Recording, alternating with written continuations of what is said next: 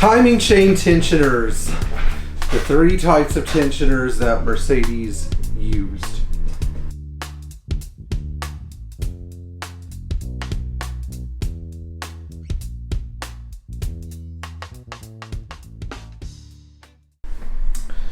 Today we're going to talk about timing chain tensioners, and the reason that we're going to have this discussion is because I'm tired of having to tell people which ones to use and which ones not to use. So, now I'll have a video that I can refer them to, which is really nice. Not that you can't ask me questions about these things, but we're, going to talk about the non-negotiables here. So, the first tensioners we're going to talk about are the early style non-oil feed tensioners that were designed to basically hold a reservoir of oil and tension the chain. And what we have here is the original tensioner from a 1957 220S. Now you can see that there's a channel here where the oil can go into the tensioner, but the idea is that it is either constantly fed or it shouldn't be able to go out. Regardless, the big problem with this channel and the way that it's set up is that if it ends up on the bottom, and there's a bunch of sludge and stuff where in the oil collection pool underneath the tensioner, then it never really gets filled up with oil. So this version was actually substituted for a version with an O-ring. So if you have one of these older cars like a 180, a 190, a 220, 220S, you need to make sure that you have the version of the tensioner that takes the O-ring and not the gasket, because it seats just a little deeper. Anyway, I digress. This type of tensioner is a good design in that it is designed to take up but not really release any oil. It was used all the way up to the end of production on the 615 engine, which is in the 220D, and the M100 engine, M100.982 engine, which is in the 300 SEL 6.3. It is a reliable tensioner design. However, on the 6.3 liter version, all other versions notwithstanding, such as the version used on the M130 engine and M180 engine. On the M100 engine, for a while, Mercedes did admit there was a design defect, and it can be addressed with a little spacer that goes in back of the timing chain, but basically in back of the spring that goes inside the tensioner. So if you have a recently purchased tensioner from Mercedes for your M100 engine and you're hearing a bunch of rattling from the chain tensioner that sounds like a pinging sound, there is a revised part that you put inside the tensioner to fix it.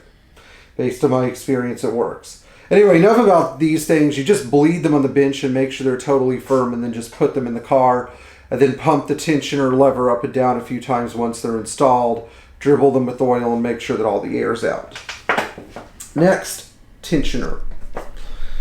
We're going to talk about the ratcheting tensioner. I have a tensioner body for you, which is from a 190E 2.3 16 valve. These have the original version of this tensioner was actually this is from a 603 engine, but still it's about the same. These have a direct oil feed hole under their washer where they seat, and inside there's a piston, much like this thing, that moves in and out, but it ratchets, so it has a stop mechanism in it because the chain doesn't travel more than a few millimeters in and out as the engine goes through its rotation. So Mercedes eventually figured out, hey, we could take these, put a permanent stop inside so that this piston can't retract all the way. On 190E 16 valves, this is a big problem, major problem, because initially, because it was a double overhead cam engine, Mercedes put a tensioner in just like this one, which we'll get to in a second, that had no ratcheting stop and required constant oil pressure. And if you lost oil pressure, especially after a hot start, you get a bunch of rattling until the tensioner stabilized. But a lot of engines, and they had the littlest bit of chain wear, kaboom, everything blew apart. So if you have a 16 valve, you need to get all the parts to build the updated tensioner and put it in. That's right, it's sold as a parts kit. Next, we're going to talk about probably the most infamous chain tensioner, the V8 tensioner. Now, this tensioner is is the one that they started using in 1980 and later, about 1980 and later, on European cars, and on the 5-liter engines it was used starting in 78. But for the most part, this is used in the 380, 420, 560, 500 SEL, and it is expensive for Mercedes. It's about $460. Now, these used to be cheap. 10 years ago, when German Parts World was open, I used to go there all the time, buy all my stuff. $250. Not bad. Before that, I think they were like $170 before I was doing a bunch of timing chains. And even before that, I heard they were as cheap as $90 around the year 2000. These tensioners are available as a genuine Mercedes part, or like this one as a Phoebe part. Now, I took this one off of my buddy Manny's 560 SL that he just bought. Hey, Manny. Manny is enjoying his car, but this thing had like 30,000 miles on it, if even that. I don't even think it had 30,000 miles. Let's cut it in half. To be accurate, it probably had 15 to 17,000 miles on it. And I don't know. People buy the Phoebe tensioner because they want to save some money, or dishonest shops put the Phoebe tensioner in because the markup on it is so ridiculously high. Yes, they're made in Germany, but no, they don't last for more than 30,000 miles. Now, a lot of guys go, oh, you could take these tensioners apart and block them so they don't go very far. But you have to remember something.